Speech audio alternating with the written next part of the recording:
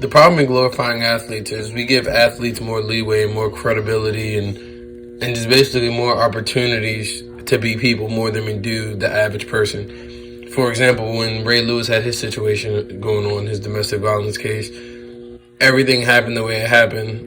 But literally, when he was back in the NFL, nobody would talk about it. It didn't affect anything. But if anybody else were in the same situation and it ended the way it did, I feel like their professional career would be done no matter what field they chose or anything that they were trying to look at post that issue. It just wouldn't happen like that.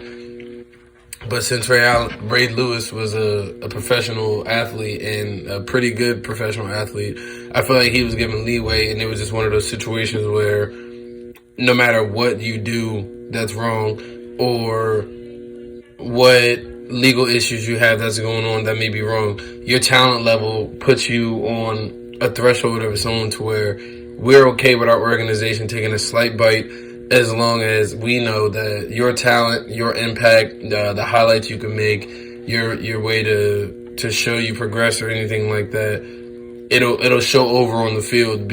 So in the end, it'll make us look like we made the right decision instead of just letting it go and letting our team take a potential hit. They take a chance on people. Dez Bryant,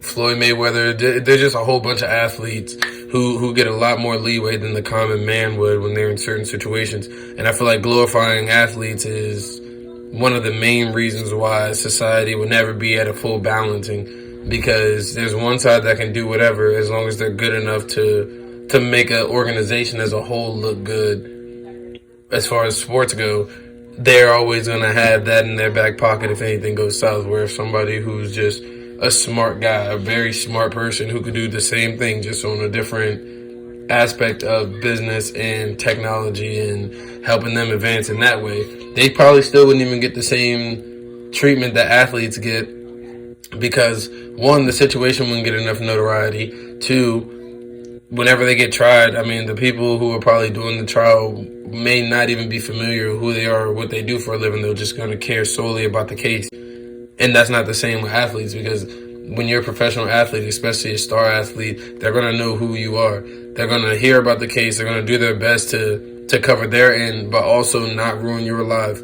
even though you made a decision that put you in that predicament to be like that in the first place. And I feel like based on their utilitarianism, I feel like that's the best connect over this, to where every life should be looked at as the same, or every opinion should be looked at as the same. And I feel like that right there will cause more happiness overall, because when you got to think, when you're glorifying athletes, when they do something to put themselves in a situation where they need saving from someone else, the person involved in the other party may not feel they're getting their just due. So if they're just going to be able to just do whatever to people, and the people may get money or something of value from it, but that's not their full consequence or the full you got what you deserve because you're an athlete. You're off the hook. Well, I got to sit here and live with these scars, live with these memories and stuff like that. But under utilitarianism, everybody's treated the same. Everybody's life is taken the same way. Everything is taken into consideration, and it helps the general population all be looked at as the same, or all organized the same, or all run the same, and help everything run as smooth as it can.